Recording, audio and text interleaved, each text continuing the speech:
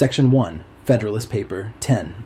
Federalist Paper number 10, authored by James Madison in 1787, is among the most influential essays within the Federalist Papers. Madison tackles the complex challenge posed by factions, groups of citizens who come together driven by shared interests which can potentially work against the broader public good or infringe upon the rights of others. Madison begins by clearly defining factions as groups that are united by shared interests or passions that might conflict with the rights of others or with the common good. He provides various examples such as economic factions including landowners and merchants, ideological factions like political parties, and special interest groups like lobbyists and unions. Recognizing factions as an inevitable result of the diverse interests of people and the unequal distribution of property, Madison expresses concern that factions can pose significant threats by oppressing minority rights and obstructing effective governance. Addressing this issue, Madison explores two main ways to control factions.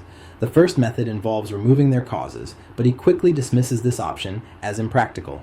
Destroying liberty, he argues, is unacceptable as liberty is crucial to political life. Likewise, creating uniformity of interest and opinions is impossible due to the inherent diversity of human nature. Therefore, Madison advocates controlling the effects of factions instead. He proposes a large republic as the optimal structure for managing factional influences. In a large republic, numerous diverse interests coexist, making it challenging for any single faction to dominate. Additionally, he suggests that a representative democracy helps to refine and broaden public perspectives by filtering them through elected representatives who ideally will act in the best interest of all. Madison emphasizes the advantages of a large republic, highlighting how the sheer variety of interests naturally mitigates the power of any single faction. He argues representatives chosen from larger constituencies tend to be more qualified and less susceptible to local factional pressures. Furthermore, the size and diversity of a large republic inherently create checks and balances among competing factions. Contrasting this with small democracies, Madison points out their susceptibility to factional tyranny, where majority groups can directly exert oppressive influence over minorities. A larger republic diminishes this threat by broadening the political landscape, ensuring no single group can easily dominate. Even today, the concepts presented in Federalist Paper number 10 remain highly relevant. Modern politics continues to be shaped significantly by factions such as political parties, lobbying groups, and advocacy coalitions. Madison's insights underline the importance of thoughtfully designed institutions and representative government structures that balance competing interests and safeguard democracy. Ultimately, Federalist Paper number 10 highlights the critical necessity and complexity involved in managing factions within a republic. Madison's arguments for a large, representative republic continue to serve as foundational principles of American democracy, underscoring the importance of institutional frameworks in mitigating factional conflict and protecting the common good. Section 2, Federalist Paper 51. Federalist Paper number 51, written by James Madison in 1788, builds upon the arguments presented in Federalist number 10, diving deeper into the structural design of government. This essay underscores the essential principle of separation of powers designed to prevent tyranny and safeguard individual liberties through a system of checks and balances. Madison emphasizes that governmental power must be carefully divided among separate branches, the legislative, executive, and judicial,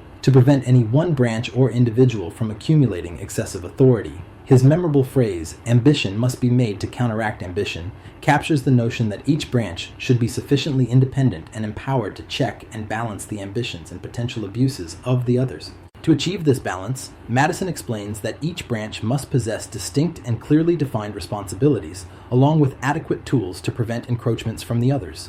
Practical examples include the presidential veto, legislative oversight of executive actions, and the judicial branch's power of judicial review. Such mechanisms ensure that no single branch can dominate the others. Additionally, Madison highlights federalism, the distribution of power between state and national governments, as another essential safeguard for liberty. He describes this system as providing a double security, wherein citizens are protected by two distinct governmental levels, each equipped with separate powers and functions. A major concern Madison addresses in Federalist 51 is the protection of minority rights against potential majority oppression. He argues that a large and diverse republic naturally balances competing interests, reducing the likelihood of sustained majority tyranny. The variety of interests within such a republic ensures shifting alliances and prevents any one group from maintaining prolonged dominance. The principles outlined by Madison in Federalist Paper number 51 have significantly influenced the structure of the U.S. Constitution and American governance more broadly. The carefully crafted system of checks and balances remains crucial in contemporary politics, ensuring government accountability and limiting potential abuses of power. In conclusion, Federalist Paper number 51 articulates the critical necessity of balanced governance, emphasizing the importance of separation of powers, checks and balances, and federalism. Madison's thoughtful analysis continues to guide our understanding of constitutional democracy, highlighting the importance of institutional structures designed to prevent tyranny and uphold democratic freedoms.